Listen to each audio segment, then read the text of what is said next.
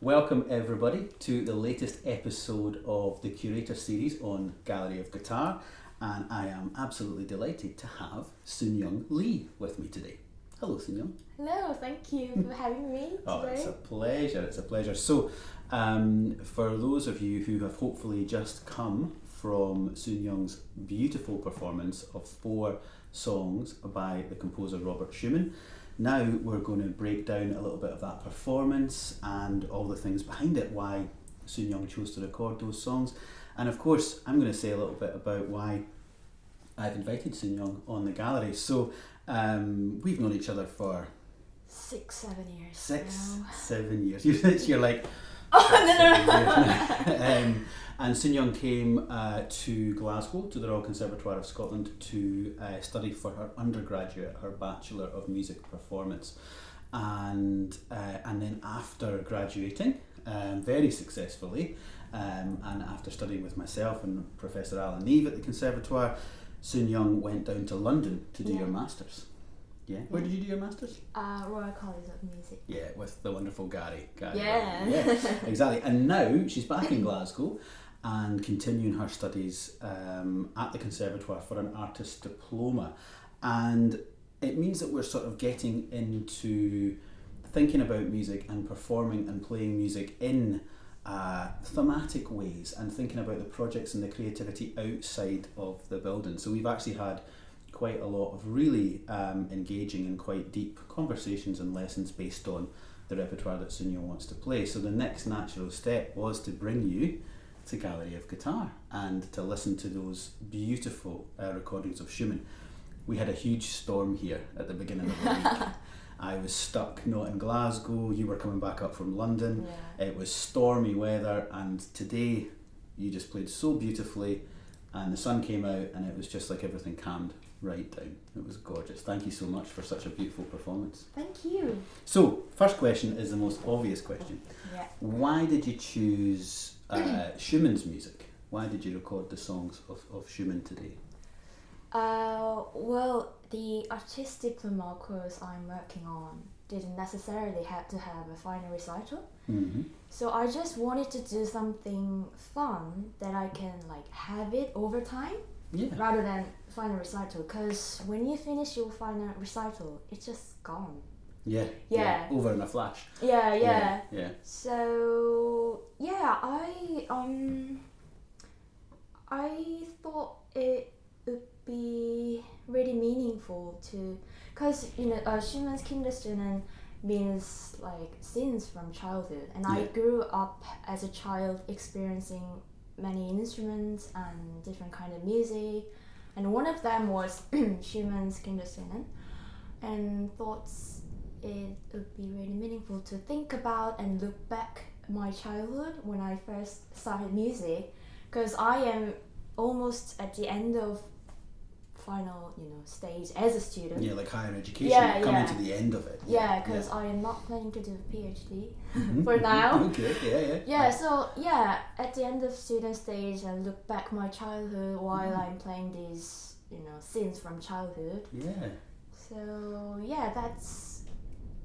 that was one of the reasons, and also of course I like it. I like the piece. Mm-hmm. That is the simplest and most important reason. Yeah. I mean, it's quite a large collection of songs. You chose 4 today to perform and played them like a little set, almost like, putting them together like movements of a suite or a partita. So it's very nice. It's really interesting to you talk about, okay, you're trying to reflect on your own childhood and your own introduction to music, and that being through many different instruments, not just the guitar. So when you were young, did you play other instruments that weren't just the guitar? Yeah. I started learning piano first when I was like 4, 4. Yeah, and then I was learning voice, accordion, violin, guitar, and everything. Yeah. Actually, we looked at quite a lot of famous piano players when we were looking at these arrangements of these songs for some inspiration about kind of phrasing and the ways to interpret them as well. Okay, so the scenes from the childhood, these beautiful Schumann songs. So for, again, people watching the gallery, some people will know exactly who Robert Schumann is. People know a lot about classical music. Some guitar players, obviously, they don't necessarily come from that, say, piano background or that classical music background that you did, they come from a rock background or a pop background or all sorts of different backgrounds. So Schumann himself, a German pianist, virtuoso pianist and composer, and super romantic. Yeah. Like it's really, he is like maybe considered one of the great romantic composers. So why did you choose the 4 songs specifically? Can you tell us a little bit about them? Well, Schumann wrote 33 pieces for this work, but he selected and published 13 Yeah. pieces under the title of Scenes from Childhood. Yeah. And I I'm a bit worried about this interview because English is not my first language, so. But you do amazing. Apologies. So, and we're not conducting the interview in Korean. I'm sorry, because my Korean is, non-existent. So. Yeah. And he was Schumann was inspired by the comment that Clara Schumann has left for him, which was, "You are sometimes like a child." Mm-hmm. And imagine that the person you love tells you you are sometimes like a child. And you composed some beautiful pieces based on that comment. I thought it was like romantic enough, is it not? Mm-hmm. Yeah, no, it's beautiful. Yeah. And I have chosen the most memorable pieces from my childhood. So that's the reason why I picked these 4 pieces. I'd like to explain the meaning of each title because it's written in German. Yeah, of course. So would you mind? Of course. Because I bring this notes because I need to read it. That's absolutely fine. Yeah. And like me sounding like a teacher again, but like, that's okay, we can do that. And just before you go into that, when you mentioned Clara Schumann was Robert Schumann's wife, obviously, but was an incredible piano player and a great composer as well, actually. And maybe something about Schumann's life. There is a tragedy to Schumann's life. I mean, he died in his mid-40s. He himself actually asked to be put into an asylum because he knew his head and he knew he had, mental health problems, and probably I would say the care for mental health is very different now to what it was in Schumann's time. But he had some hypochondria, some paranoia, and he also suffered a lot in his life from these episodes of elation and these delusions, and his music is, I mean, we're talking about scenes from the childhood and it sounds like the pieces might be easy, but of course if you've just heard Seungyeon play them, we were talking about the gymnastics of the third song that you chose. Oh my gosh, it's a workout for the left hand for sure. So these are highly, I mean, they're simple in some ways, and in other ways they're highly complex and really difficult to play, and it sort of speaks to this virtuoso intellect and emotional expressive kind of person that Schumann was. There's a huge amount of information going on in this song. So you tell us the 4 songs and give us a bit of insight. The title Kinderszenen means scenes from childhood, and the first one it's von fremden Ländern und Menschen, which means foreign lands and people. And number 7, the famous one, probably Schumann's best known piece, Träumerei, which means dreaming. And number 8, Kamin, at the fireside. And number 13, Der Dichter spricht, the poet speaks. The poet speaks. Yeah, they are beautiful. And the last one is so gorgeous. Yeah, I know, yeah. And what's interesting thing is, when I play and listen these pieces without knowing the meaning of title, I didn't feel or think about anything special. But after I know the meaning of each title, I feel like, okay, this sounds really like that. Like really like at the fireside, and like really dreamy. Yeah, you know what I mean? And that helps you interpret the music. Yeah. That's why I, look up what it means. Yeah. I mean, people will know, one of the worst things is you go and play for a great master of your instrument or if you're a singer and the first thing they say is, okay, what does the title mean? And you're like, I've spent 12 hours a day in a practice room learning to play this piece and I haven't actually figured out what the context is. And it does, like you say, it just immediately gives you that feeling. A huge help, right, in interpreting the song. And you can hear it. I mean, there's still a bit of wind blowing around from the end of the storms here. And the last song, The Poet Speaks, you have these beautiful chords that are held for so long and they're dying away. And I'm sitting in here recording you, and I'm thinking, oh my gosh, don't blow the wind. Like, just keep, because it's so beautiful. But I think you've done very well to interpret the different styles, and the different feelings through the 4 songs. You know. So tell me, what are the challenges? Because we watched great pianists like Marcin Dylla and stuff. We watched great piano players playing these when we were in lessons working on them. We had lots of ideas about the songs. What were the main challenges that you found, translating this repertoire to the guitar? Well, there were a lot.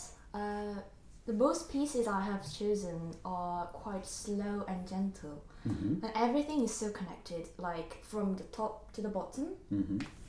And many people tend to think that technically difficult piece is the hardest to play.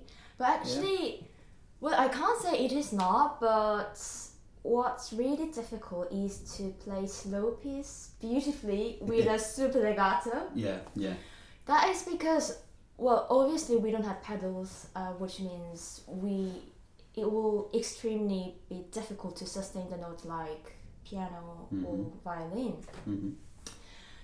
So I think the way of approaching between technically difficult piece and slow piece is slightly different.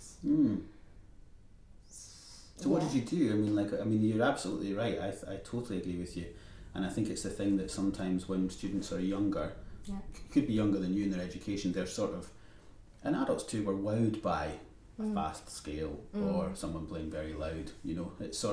It's interesting for 10 seconds, and then what's going on with the music and some of the things that you had to connect today in those songs. They're not idiomatic, it's not just, oh cool, that's a shape, I can move it around. Seungyeon had to do quite a lot of, well actually the fingering was quite a discussion in the lessons as well, where we sort of were like, is that the optimal fingering for this idea, especially if we're trying to be lyrical and legato like you say. So you said, you approach it differently from the standard stuff. How do you approach it differently? What do you think about when you're playing? What do you feel when you're playing? Well, if a piece requires virtuoso technique, we could start practicing like under tempo and gradually speed up to achieve your technical goal. But when the piece is slow and gentle, I mean, maybe we could like playing thousands of times can make you to play it better. But the same way of practice might not be able to make you to play super legato. So I had to find other ways to make sound connected, legato and beautiful. So I just, have you ever experienced that weird feeling that you feel awkward or don't know where to breathe while you're playing? Yeah, of course. That happens to guitarists very often. I found it really difficult, especially when I play number 13. Because it's all plucked chord, everything is so connected, start really quietly. So I just had to find the right timing to take a breath, because if you breathe either too early or too late, the phrase suddenly breaks. So you were, I've seen your scores, of course, and worked on them, but you were writing in breathe, time, and probably, if you look at guitar repertoire or even piano repertoire, sometimes relentless is the wrong word, but sometimes there is this like moto perpetuo thing, it just keeps going, and a singer might look at it or a wind player might look at it and go, you could do with just taking a moment, take a beat, have a second. And of course that information is not often written in the score. Okay, there are fermatas, there are pauses, there's the end of a phrase, the end of a section, but there's nothing necessarily in there that says have a moment. Sometimes there's not a comma, sometimes there's nothing to indicate, just hold it. Singers talk about sometimes like taking air or giving a phrase that height and holding it at the top, and things like this. And so I could hear that in your interpretation of the songs, and I think it is quite rare when guitarists come to that moment of figuring that out. You know, there's information on the page, but you need to go further than the information on the page. You need to make it human. You know, it's just the scores are just delivery system. You know, they're just like pitch and rhythm. Off you go. You know, you need to find this way. You've done a great job of finding that colour and that character. It's really, really, really nice. I'm asking you a question like I kind of pretending I kind of maybe don't know the answer either, but did Schumann write anything for guitar? Oh, well, Schumann composed many symphonies and many concerta for piano, violin, and even for horn, as far as I know. Mm-hmm. But no, sadly he did not write anything for guitar, and I'm always curious about like how our repertoire would have changed if a composer like Beethoven or Schumann had left at least one single piece for guitar. Yeah, but he did not. No, it could have been a huge impact. Yeah. But also, in hearing you play the Schumann, it doesn't sound to me any way wrong to be playing it on the guitar. In fact, because of some things that we talked about earlier, you know, Schumann's own kind of romanticism and maybe his kind of quite tragic and kind of short life, there's an intimacy when you play these pieces on the guitar that actually sometimes at a keyboard it's very hard to get that intimacy, you know. You're still addressing a keyboard, you're addressing the guitar in such a tactile and tangible manner. Your fingers are actually touching the music. It's really heartfelt, you know. So for me, watching you play something like that, I don't think, oh, this is a transcription or this is an arrangement. I feel like this music is absolutely right. I mean, I could almost, if I didn't know who Schumann was, and if, you know, I could almost think that was an original piece for guitar. I mean, certainly the first one, undoubtedly, you know, that just feels like a simple ballad for guitar. It just works perfectly, you know, and there's other aspects of the others that do too. But it's a big, you know, you think of the transcriptions of Schubert songs by Merz, so Johann Caspar Merz, you know. We do have a tradition of this, of taking these heavyweight composers and seeing what works from their output on guitar, and it gives them another life. It gives them a different way of looking at the music. So when you first came over from Korea, you had a very different guitar for your undergraduate, pretty much. But now you're playing on a very different instrument. So what instrument are you playing on today? What was that we were listening to? That was Martin Blackwell, and he's from Canada. Yeah. And it's been over 2 years now. And I placed my order in my third year undergrad. And waited 2.5 to 3 years to get it in 2021. And I was thinking of changing my guitar at the time, so I tried many kinds of guitar. As soon as I tried that one that my Canadian friend had, I liked it so much and just ordered it right away. And the reason why I like that, I mean, my guitar is guitars are generally quieter than other instruments, and I have small volume as well. So at that time, my number one priority was big volume, which I am really happy with it. And it now opened up really well, and I am very used to playing it, so very much satisfied with it. Isn't it interesting that you were, let's say, I'm going to use the word mature, and there's probably another word for this, but I feel it's like you were mature enough to say, I feel like there's something in my technique or in my playing that would be really helped by a guitar that can do this. So you knew what you were looking for quite specifically, because some people when they go to, you know, they buy a guitar, it's like, my favourite player plays this guitar, so I'm going to buy the guitar too, and then I'll just be like my favourite player, like, you know, and sometimes that doesn't work, you know, and talking to a lot of professional players, often they have a guitar because it does something that really helps them on the concert stage, helps them in the recording, you know, and it's just what you said there, it's like, you know, I've got small hands and dynamic and projection, and this guitar just really helps me with that, you know. It's a beautiful sounding guitar, it rings out. has a great sustain. It records really nicely. Yeah. So it was a good choice, I think. Thank you know, you. for sure. So, what's coming up next? What's happening next? Now you've got these beautiful 4 songs by Schumann. You've got a lovely recording of them. You've gone into them in such detail and presented such a beautiful recording. What's your next plan? What are you going to do next? My next plan. What's coming up for Seungyeon? Oh well, I've got 2 more projects during my AD course. Mm-hmm. Your AD course is an artist diploma course, artist just so people know. course. Yeah, very Yeah. fancy, very fancy. Yeah. And what are your projects based around? My second project is working with singers, so I'm gonna do some Schubert classic. Yeah. And Ponce, Fauré, and cause I'm personally a big fan of voice music, so Yeah. I'm gonna discover some great songs that fit guitar and voice. Beautiful. Yeah, that's gonna be my second project. Are you going to be working with tenors or sopranos or a mixture? What's the... Yeah, mixed 2 tenors and 1 soprano. Okay, so some high voice and then some slightly mid Yeah, to lower voice. yeah. Okay, great. And then the next one after that? The next one, my final project is 30 to 40 minutes of program, consists of all the French composer. Beautiful. So, Yeah, so some arrangements in there as well?